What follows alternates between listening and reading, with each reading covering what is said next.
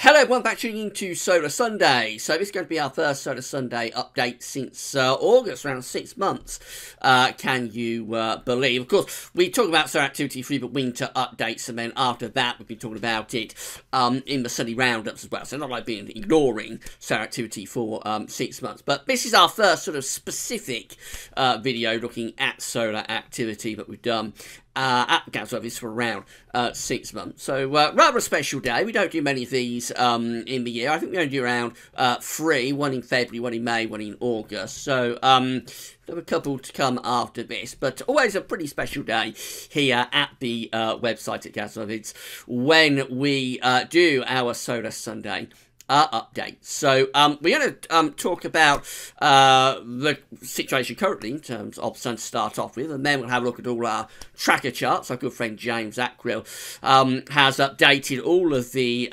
solar tracker charts for this Solar Sunday, and then we'll go on talking a little bit, do something a bit different and talk a little bit about the coming solar cycles perhaps, and maybe touch on those stories that we had a few weeks ago talking about the chance that we're going to go into an ice age in a sort of a 20-30 years time. There's quite a bit of media speculation about that just recently, and we will touch on that in this month's Solar Sunday. So it's going to be quite an interesting video, I think. It's very complicated though, so if I get anything wrong, mess anything up, then do bear with me. Hopefully I'll keep it all simple and you'll be able to follow it and understand it. I just want to do James's work justice really, because basically everything in this video has come from James Ackrill, so I'm just kind of like the presenter on the smallest part of all of this, really, and it's basically down to James,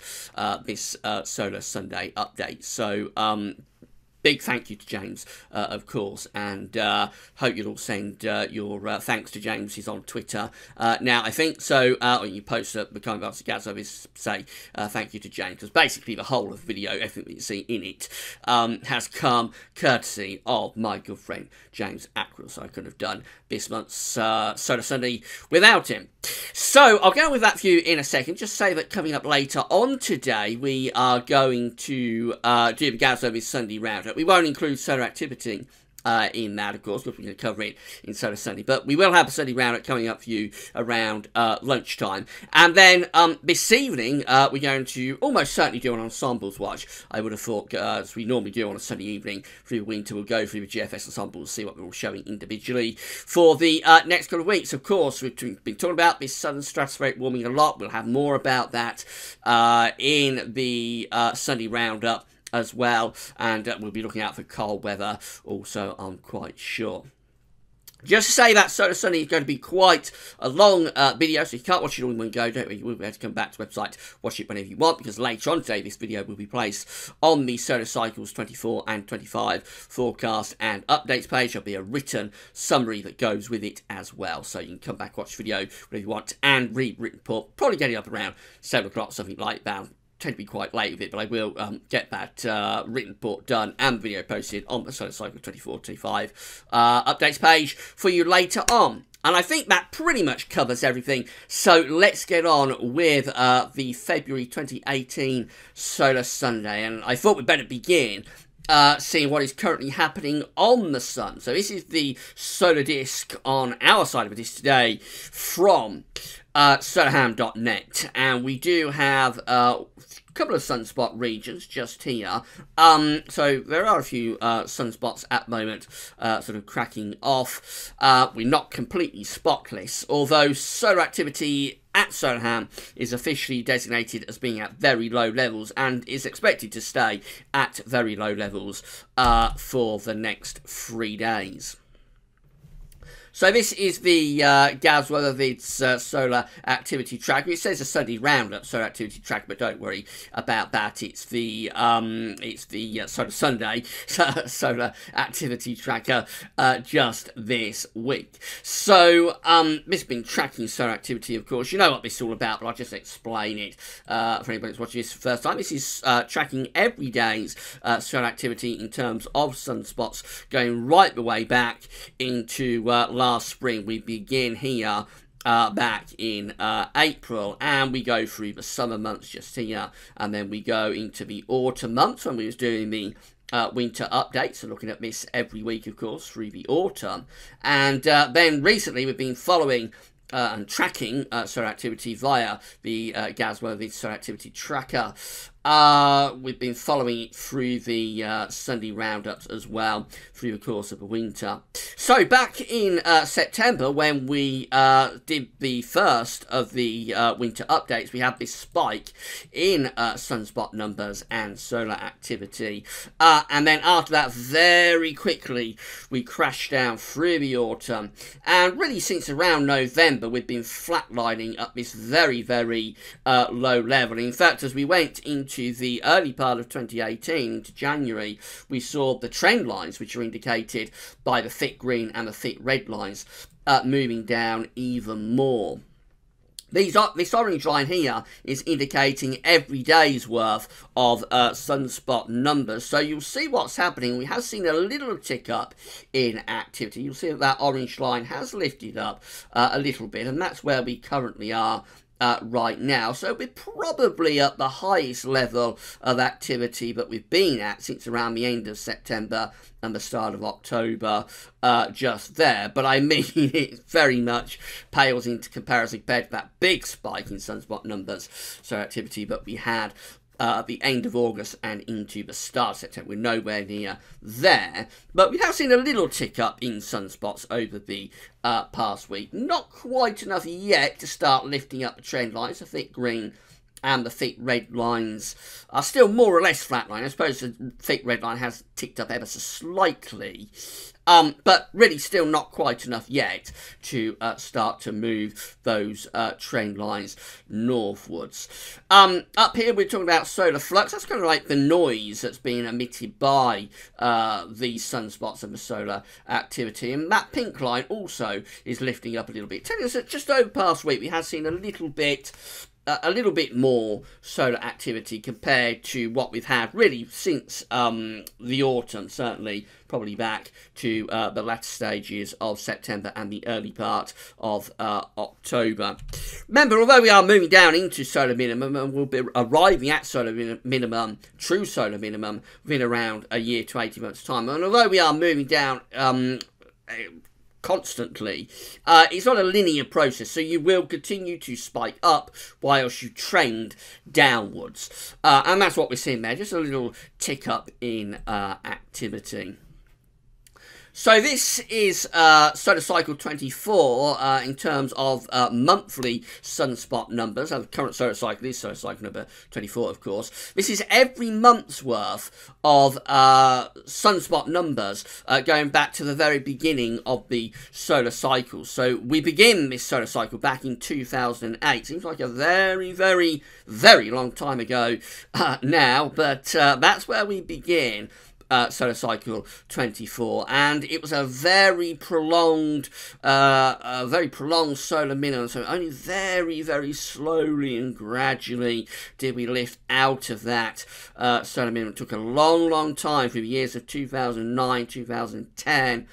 So activity remained at very, very weak, very low levels, but slowly but surely we did lift out of that prolonged solar minimum, and in 2011 we actually had quite an active year's worth of sunspot numbers, and we went up to that level. We had our first peak of solar cycle 24, our first maximum of solar cycle 24 happened early on in 2011. Then there was a drop down, I should say late on in 2011. Then through 2012 there was a drop down, quite a dramatic plunge, and we had another year's worth, 18 months worth really, of very weak activity through this period just here, 2012, 2013, and then late 2013 into 2014 we had our second maximum, and that's it just there around January, February 2014. Quite interesting because the second peak was stronger than the first peak, and we've talked about this or we did talk about it in earlier videos. You find all the Solar Sunday videos that we've done actually on the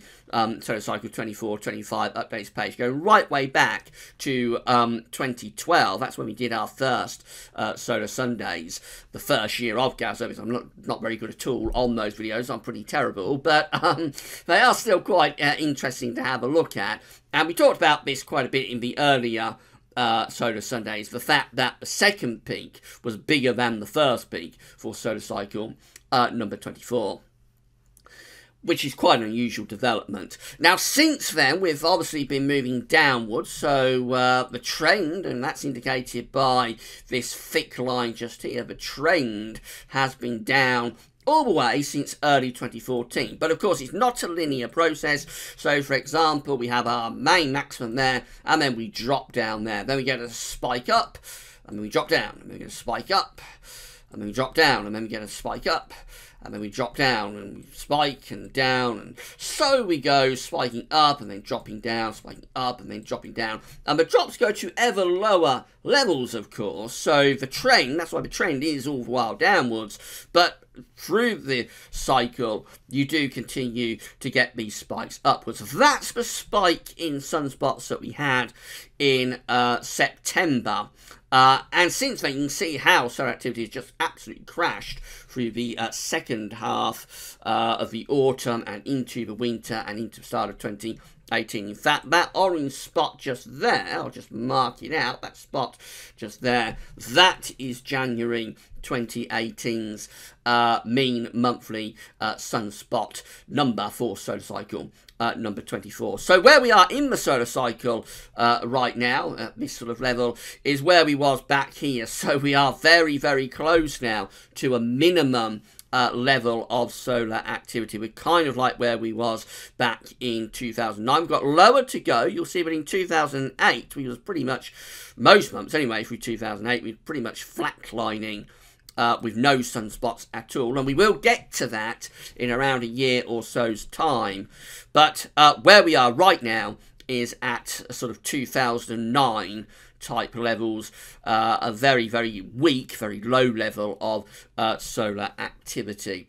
Of course, it's possible that we will, or in fact, it's very likely that we will lift this up a little bit over the next couple of months, perhaps, and then maybe drop things down a bit more, and then lift things up a bit more, and then drop, and then lift, and then drop, and then eventually, by around there, we'll probably do something like that. Before then, we start to lift things up again. It won't look quite like that, but you get the idea of what's going to happen as we close out solar cycle number 24. All these charts, I should again reiterate, have been sent through to us by James Ackrill, including the Gazovis Solar Tracker. So again, big thanks to James. I couldn't have done this month's Solar Sunday without James's input. So everything that you're seeing here really is down to my good friend James Ackrill. So this chart is solar cycle number 23 and number 24 together. So solar cycle number 23 was our previous solar cycle, and that one ran from 1996 just here to when we reached the minimum of that cycle in 2008, just there. You can see how much stronger that solar cycle was. This is the double peak, the double maximum that we have for solar cycle 23. Notice the first maximum, the first peak of solar cycle number 23 is up here. The second peak is there. So the first peak with that solar cycle was stronger than the second peak, and that's more like what you expect to happen in a solar cycle, that the first maximum will tend to be stronger than the second maximum. But look how much stronger both peaks were compared to solar cycle number 24. So that's where we are with solar cycle number 23's maximum. This is where we are with solar cycle number 24's maximums at this level. Quite clearly, this has been a much, much weaker solar cycle. It's been around the weakest solar cycle for 100 or so years. So where are we now compared to where we would have been in the last solar cycle? So this is where we are right now for solar cycle number 24. Again, at a very, very low minimum level of solar activity. And we're sort of at this kind of level, I think, which is around 2007 levels right now. So as I say, we've got about another year to go before we reach the true solar minimum of solar cycle number 24, but we're around a year from it, so we're kind of at 2007 type levels, which is an interesting year because of course that had a very, very, very poor summer in 2007. Let's hope that wasn't too much down to the solar cycle and we don't see a repeat of that. Hopefully we won't, but we are at 2007 type levels for solar cycle number 24 compared to solar cycle number 23. Now, this is showing all of the solar cycles going back to number 1. So I won't number each individual line. Each individual coloured line is indicated here on the side. James has done that for us. So if you have time, you can study that chart and see if you can sort of pick out each individual solar cycle from number 1 down to number 24. The key one to point out, key line, is the red line, because that is solar cycle number 24. So it's this line just here. And again, it just goes to prove how weak this solar cycle has been compared to the majority of these solar cycles, particularly the solar maximums. Majority of them are up at that sort of level, whereas the solar maximum of solar cycle number 24, the current solar cycle, is down here very much at the lower end, or the lowest end, really, for all of the solar cycles going right way back to solar cycle number 1. Solar cycle number 1 goes all the way back into the 1700s, by the way. So this is where we are right now for solar cycle number 24, the current solar cycle, updated to January. And you'll notice we continue, quite interesting what's happening there, we continue to be tracking almost at the lowest, sort of weakest level of all of the solar cycles, really. So what can happen with some of these weaker solar cycles is that you can do something a little bit like that. So you are weak through most of it, but then as you move down into solar minimum, you can actually start to do something like that. So just because the early and middle part of the solar cycle was very weak, it doesn't necessarily mean that the period that we're in right now, going into solar minimum, should continue to be weak, or it doesn't guarantee that it will continue to be weak.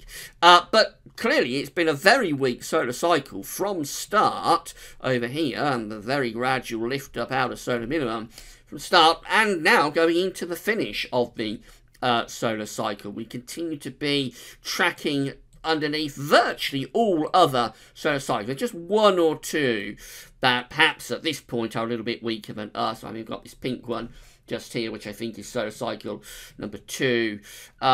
There's one or two there, but generally we are still, and have been all the way through this solar cycle, at the weakest end of all of those solar cycles, right way back to number 1. Now, this is putting all of the weakest solar cycles together. So the weakest solar cycles that we have, solar cycle number 5 and number 6, the Dalton minimum solar cycles. Then solar cycle number 12, that one encompasses a very cold period that happened at the end of the 1870s and through into the 1880s. Talk a little bit more about that in a moment. Solar cycle number 14, solar cycle number 16, I mean, the red line is solar cycle number 24. So you'll see that early on in the solar cycle, we're up here with this red line. So there are a couple of weaker solar cycles in the early part of solar cycle number 24. There are a couple of solar cycles that were weaker, and they are the 2 Dalton minimum solar cycles of number 5 and number 6. But since then, we have actually gone on to the weaker side of things. So this shows what I was talking about a minute ago, actually. So we see with solar cycle number 6, that was very, very weak, a very slow lift up into solar maximum. But you'll notice that the drop down to solar minimum is like that. So actually, that's a little bit more of an active drop down into solar minimum, whereas solar cycle number 24 has done things a little bit different. It was a little bit more active for the maximum phase, but in the minimum phase, actually, this red line, let's get rid of that, this red line has been one of the weakest, if not the, at times, if not the weakest member of all of these solar cycles. So again, we are at a very, very minimum and very low level of solar activity right now. We're just there with the red line, and certainly out of these very weak solar cycles, these are the weakest solar cycles, we are currently one of the weakest members of those very weak solar cycles.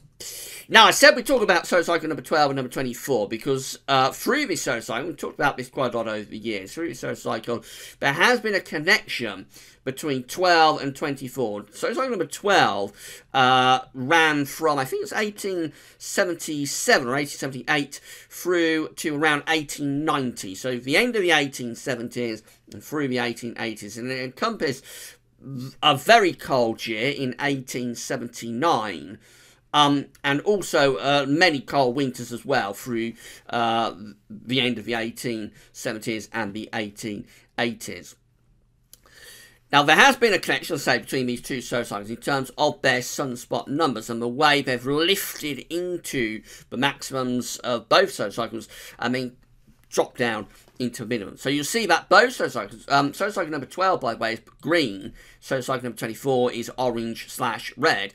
You'll see that with both solar cycles, we did very, very slowly, gradually lift those solar cycles into the maximums of those solar cycles. This is the first maximum of the two solar cycles occurring just here. This is the second maximum of the two solar cycles occurring just there. Interestingly, for solar cycle number 12, I think that the first maximum was greater than the second maximum, unlike with 24. Might be wrong on that. I'm sure somebody will correct me. Actually, the trend lines look as though the second maximum for both of the solar cycles were above the trends for the first maximum. So maybe I was a bit wrong on that.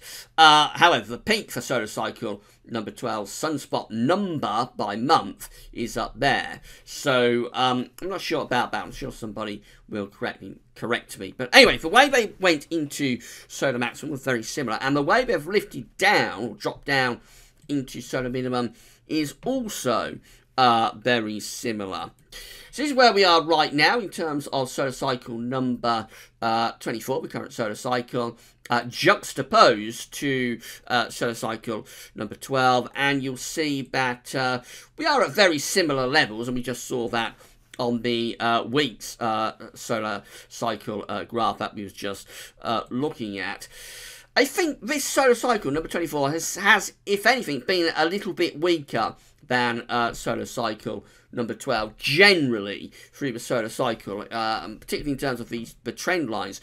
Generally, you'll see that this red line is more often than not throughout the whole thing tending to be tracking underneath the green line. Not constantly, but pretty much consistently. The red line is tracking underneath the green line. Remember, the red line is the trend for solar cycle number 24. Green is the trend for solar cycle number 12. So I think overall this has been a slightly weaker solar cycle compared to number 12, but there isn't all that much in it. This is where we are, as I say, right now. This is the sunspot number for January 2018. You'll notice at this point it's actually getting a little bit of a spike up for solar cycle number 12, and then it dropped dramatically until there was a final spike just there, solar cycle number 12, and then into true solar minimum we went. So again, it just emphasises the fact that we're really not at all far away from solar minimum. Now, this is the 11-year rolling average of mean monthly sunspot numbers. This is going right way back to the first solar cycle in number 1. I just want to include this because it does show what's been happening with this solar cycle compared to many of those other solar cycles. So that's where we start with the sunspot numbers. And remember, these are averaged out over the 11 years of all of the solar cycles. So we start off at number 1. You'll notice, interestingly, through the 1700s, and this is a period where we associate a lot of cold winters, of course, through 1700s, actually solar activity was generally quite strong. But of course, what you have to bear in mind is that is coming out of the Maunder minimum. The Maunder minimum, and I'll talk about that a bit in a moment, had quite a dramatic cooling effect on particularly northern parts of the Earth. And so although solar activity was at a higher level through the 1700s, because of what had happened in the century before, actually there was many cold winters, and it was just feeding itself kind of as the glaciers grew. It cooled down, particularly the northern hemisphere. Now you'll notice this big drop that occurs just here. That's the solar cycles of number 5 and 6, the Dalton minimum solar cycles, showing up very clearly on this 11-year rolling average of mean monthly international sunspot numbers chart. Come out of the Dalton minimum and we lift solar activity up again through the second half of the 1800s. And then we go to the end of the 1800s and the start of the 20th century, and we begin to get a little bit of a drop once again. But that doesn't last too long. It only lasts through the first decade of the 20th century. And then very much you'll notice the trend is to really lift things up until we reach this point just here, which is a very active solar cycle indeed, occurring in the 1950s. And then since then, it appears that overall we've been trending down, but only very slowly. So we get a little bit of a drop just here before we lift things up again. But the latest solar cycle is indicated by number 20, is indicated here. It's number 24, of course. Latest solar cycle takes us down to that sort of level. And it shows that we are at the lowest level of sunspot numbers when we average it out over the 11 years of each of these solar cycles. We are at this sort of level now, which takes us back to where we was at the beginning of the 20th century. So we've kind of unravelled all of these very active sunspots that we had for solar cycles and sunspot cycles. We've kind of unravelled all of those solar cycles that we had through most of the 20th century. We're back to where we was at the beginning of the 20th century. We aren't down at Dalton minimum levels. We aren't down at that sort of level. Not yet. We may go down to that in the coming solar cycles, but at the moment we have unravelled the solar cycles that we had in the 20th century, and we're back to sort of the beginning of the 20th century type levels. Now, this is a really interesting chart. This is looking at 400 years worth of sunspot data. So we can go beyond, we go back further than solar cycle number 1. This is solar cycle number 1 just here, the very first solar cycle. This is solar cycle number 24 just here. So again, it indicates, let's deal with the solar cycles from number 1 through 24 first of all. It indicates what we've already just been looking at. So we started at a low level with the sunspot numbers of the solar cycles, but we do lift things up through the 1700s, or the second half of the 1700s. Then we get our Dalton minimum solar cycles just there, number 5 and number 6. Then we gradually lift things up again through the middle part of the 1800s before we go into what's called the Glassberg minimum, which is this period just here, kind of like number solar cycles 12, 13, 14.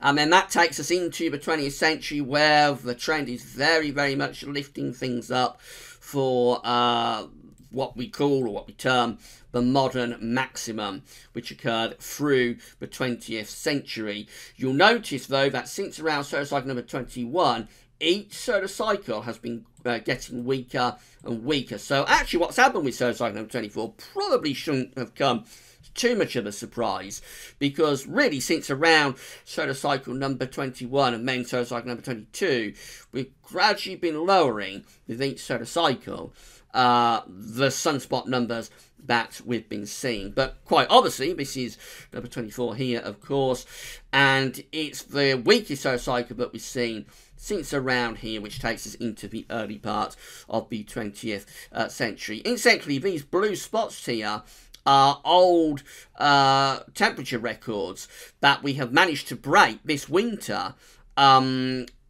going back through these earlier solar cycles. James thought it'd be interesting to put these in. So we've got temperature cycle, and these are for North America, by the way, where it's been very cold at times this winter. So, for example, we have broken temperature records that have been standing since the latter stages of the 1800s. So, cycle number 12 and number 24. It's interesting that we've broken those records as we've gone to a lower level of sunspot activity.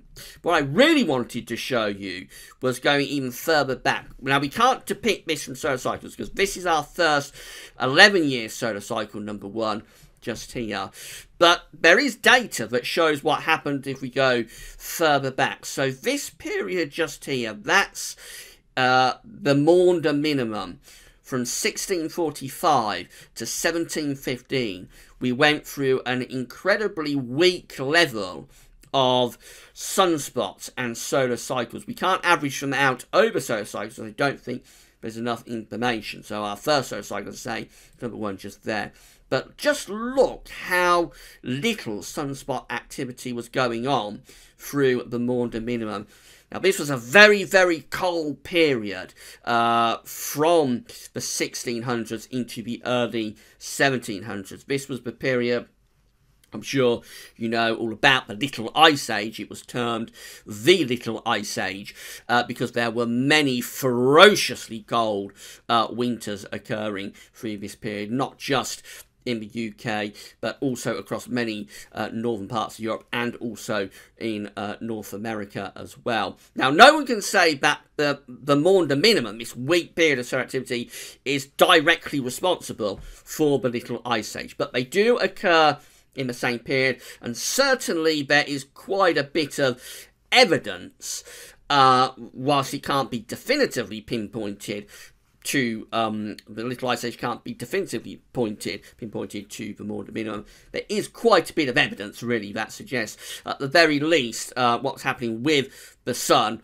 and how weak those solar cycles would have been was probably at least partly responsible for the Little Ice Age. There may have been other feedbacks going on as well that caused the Little Ice Age, but certainly the sun, what's happening on the sun, probably was quite important in bringing about the Little Ice Age. You notice before the Little Ice Age, going back to the beginning of the 1600s, we're actually at that kind of level. But even then, I think there was some evidence that the Little Ice Age was beginning. So possibly it isn't all down to solar activity, but I think there is quite a bit of evidence that indeed what was happening on the sun was at least partly responsible for the Little Ice Age. Now, looking further ahead, we've got, of course, solar cycle number 25 coming. This is a model. This is the CMIP6, which is suggesting an extended period of lower solar activity through much of this century. This is from the World Climate Research Programme. So this is a climate model, but it's also modelling what the sun is doing. And again, we've broken this down, or break this down into the periods that I've just been talking about. So I've got the Glassberg minimum just here. That's at the end of the 1800s. I've got the modern maximum just here. And then we've got solar cycle number 24 just here. And we're almost down at the end of solar cycle number 24 now. So before the CMIP6 model, there was a CMIP5 model, and that's indicated by this green line just here. So that's the kind of solar cycles, solar maximums, solar minimums that the CMIP5 model was predicting. So through the century, we've got the dates on the bottom, of course. That's 2000, that's 2025, that's 2050, that's 2075, that's 2100. Through this century, this old model was depicting quite an active century of solar cycles. But the grey line is the new model. It's CMIP6.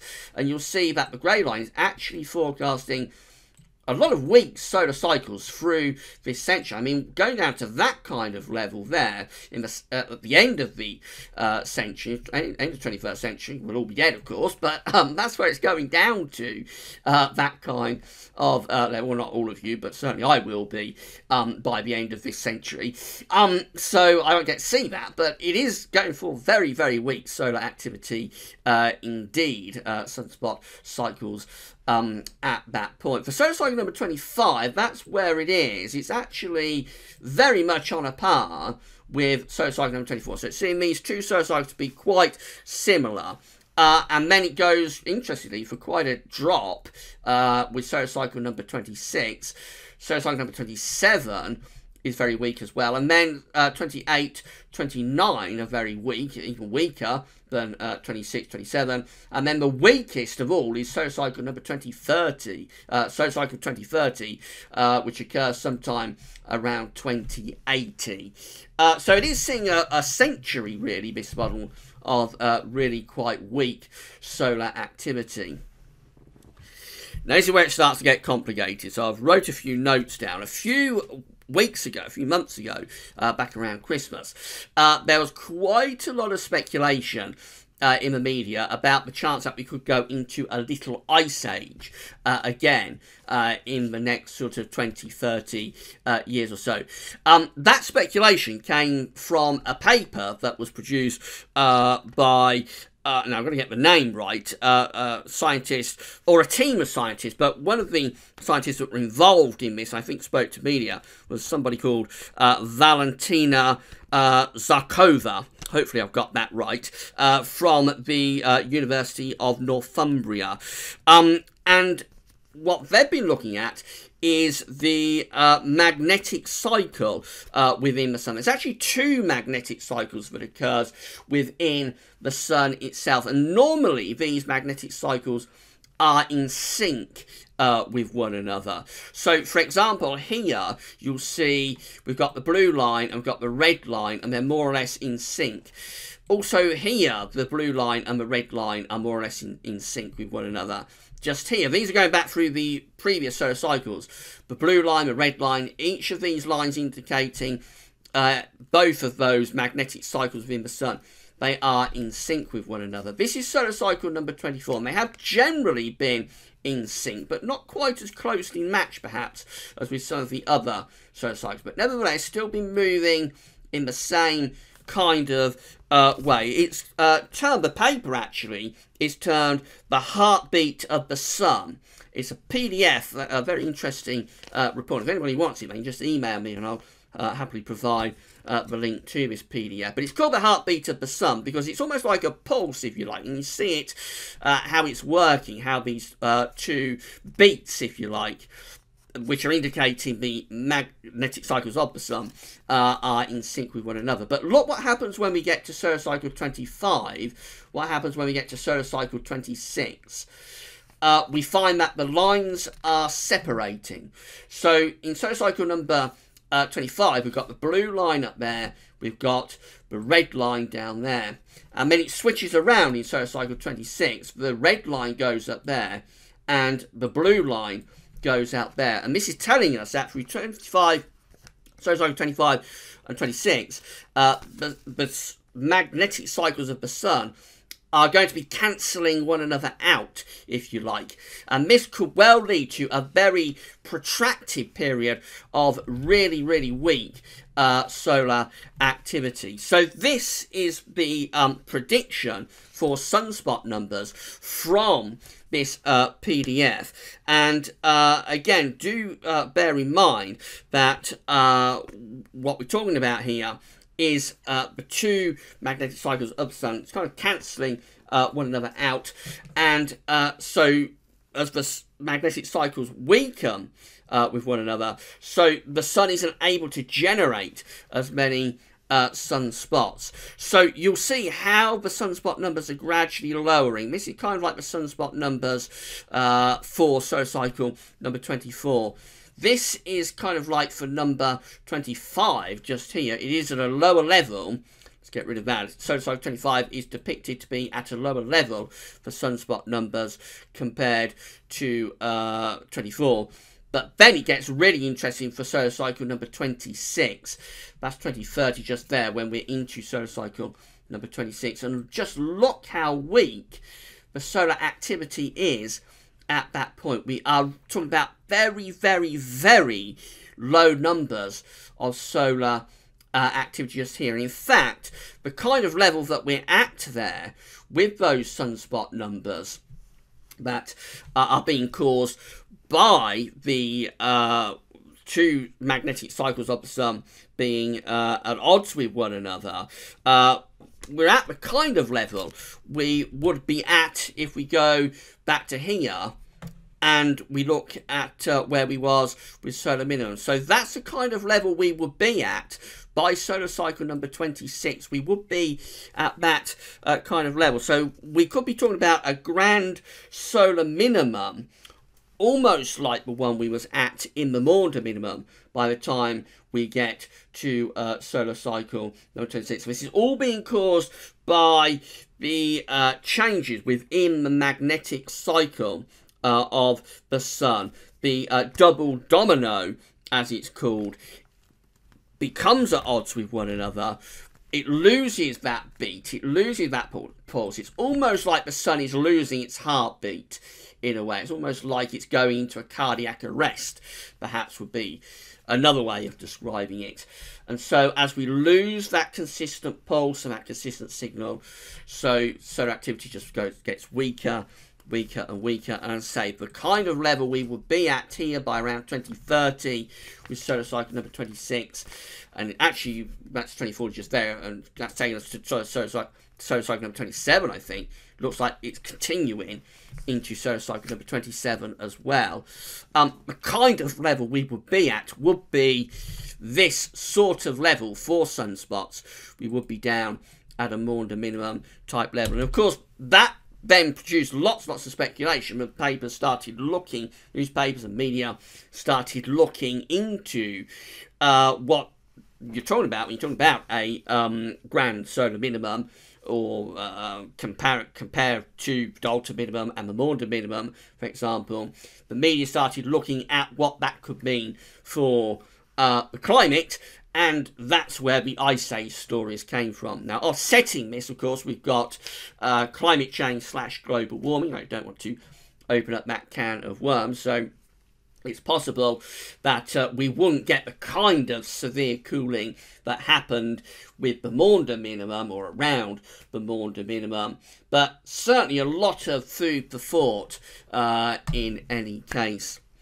I thought I'd just finish with this. So this is the this is a depiction of the temperature change that took place in the Maunder minimum. So you see the kind of extreme cold that we are talking about, with particularly focusing temperature change. This is annual temperature change, by the way, not just seasonal. This is an annual temperature change of excuse me, around 1.5 degrees below average. You see that America is particularly impacted, as is Europe and the British Isles. Not everywhere gets very cold, though, through the Maunder minimum. Some places actually warm up a little bit. So to the south of Greenland, in the Atlantic, it warms up a little bit. And over here towards Alaska, interestingly, turns a little bit warmer as well. Presumably, that's happening because we have blocking signals. We're increasing the blocking pattern, if you like. And so where the block sits, the atmosphere will tend to be a little bit warmer, but around the eastern and northern side, from the northern hemisphere anyway, of those blocks, that's where you'll tend to get the coldest conditions. Again, this is a global view of the annual temperature change that took place during the Maunder minimum. And again, you'll see that the most extreme cooling took place across North America, and also across Europe as well.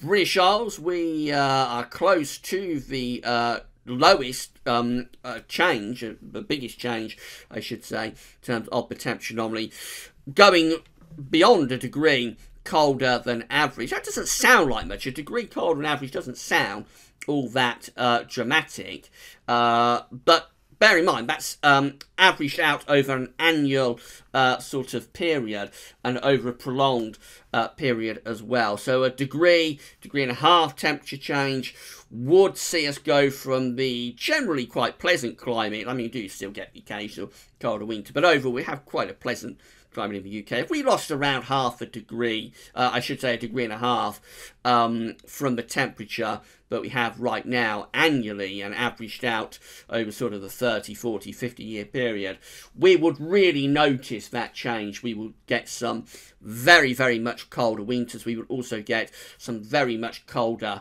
and wetter summers as well. As I say, you do have to keep in mind that we've got climate change, global warming. Don't want to say too much about that because I get into trouble if I bring that up. But we probably wouldn't see the kind of extreme temperature change, famous last words, that happened in the Maunder minimum. But we could easily go back to a Dalton minimum type situation, which wasn't as cold as the period in the Maunder minimum, but was still pretty nasty. And I mean, the year of 1879, that has an annual central temperature of less than 8 degrees. So last time we had an annual CET in central England in the 7s. And it's not totally impossible, I wouldn't have thought, but we could get close to that sort of level in the next 20 or 30 years if this prediction, it is only a prediction, it's only a forecast, if it's right that the sun is going to suffer a bit of a cardiac arrest, is going to suffer the loss of its magnetic cycles being in sync with one another, then it's not impossible we could go kind of close to Dalton minimum type cold levels, I would have thought, by the 2030s. Even with modern warming, I don't think there's enough there to be able to offset the sun having a cardiac arrest like that and take us back to, possibly to Dalton minimum type temperature levels. All very speculative, and this is a very different solar study that we've done this week. I've gone on for 45 minutes over, so I hope you found it interesting and informative. I say very, very different update, this one, and a lot of speculation. So I just let you chew it over, see what you think, discuss it, think about it, and let me know via the comments at GazWebBits or possibly YouTube. You can also email me as well if you want to see that PDF from, again, let's try and get the name right, the team that included Valentina Zarakova at the Northumbria University. If you would like to see that PDF, then you can always email me at gazwebits@gmail.com, and I'll be happy to pass it on for you. Alright, and 47 minutes, that is Solar Sunday for February 2018. Later on today, we have the GazWebBits Sunday Roundup, and then this evening, I think we'll do an Ensemble's Watch, so come back for all of the updates later. This video will be placed on the Solar Cycle number 24-25 forecast and updates page, although maybe I should extend that out to Solar Cycles 26-27, given this video. So this will be placed on that page later on today. There'll be a written report that goes with it as well. And at nearly 48 minutes, that's all for now, and thanks for watching.